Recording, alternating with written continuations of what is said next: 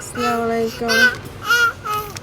প্রায় 1 বছর পাখি পাললাম, তার মধ্যে এই কোনোটার বাচ্চা দেয় নাই।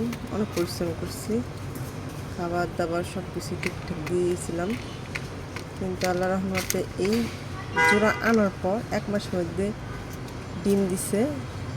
ডিমের ভিতরে দুটো ডিমের ভিতরে একটা ডিম নষ্ট হয়ে গেছে, আর একটা ডিমের বাচ্চা দিছে।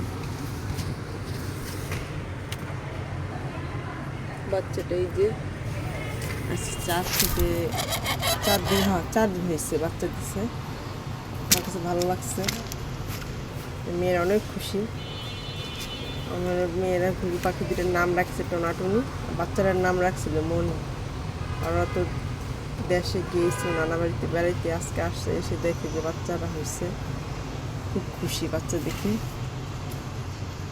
তো সবাই ঘুঘু পাখিগুলো দেখতে কেমন কমেন্টস করে জানাবেন।